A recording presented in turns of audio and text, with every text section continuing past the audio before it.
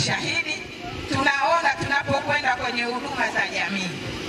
Si walaumu watoa huduma na walaumu wasimamizi wa watoa huduma. Sisi wana UMD tutahakikisha tunarudisha nidhamu makazini.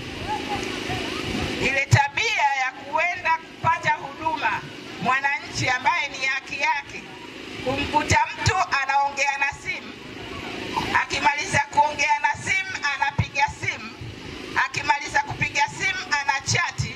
Mimi niko na mtoto, sikulala usiku, yeye ananifanyia vituko na kodi zangu ndo zinamlipa mshahara.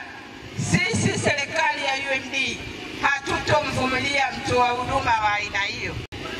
La mwisho lakini si kwa muhimu, sisi UMD tumejipanga kuwajali wazee wetu. Si katika huduma ya afya tu. Kuna wazee wetu ambao wametulea, wametusomesha, wamefanya kazi, lakini mwisho wa siku kuna kero ya kikokotoo. Serikali ya UMD inasema mtakapoiweka madarakani, kikokotoo no. Tunataka mtu ambaye ametumikia taifa miaka 35-30, amemaliza kazi, aweze kupata haki zake ambazo alichangia, aweze kwenda kupanga matumizi yake pasipo kuingiliwa. Yuko mbele yenu leo, tumekuja kuwaombeni kura. Kura zenu za ndio zote tunaomba kwa UMD. Ifikapo tarehe 29 mwezi wa 10, tunaomba mtiki UMD. UMD oye! Mbeya oye!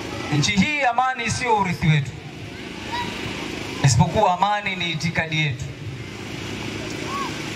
Hatujairithi amani kutoka kwa wazee wala kutoka kwa nani, isipokuwa amani ni utamaduni wetu taifa hili la Tanzania. Na ndio maana baadhi ya nchi za Afrika na duniani kote kwingine wanatamani wao wangekuwa katika moja ya nchi ya Tanzania, ili kujivunia tu amani tuliokuwa nayo na uhuru tuliokuwa nao. Kasoro kitu kimoja tu, haki. Bado ndio sisi UMD tunakuja na slogan hiyo: uhuru, haki, amani na majibu.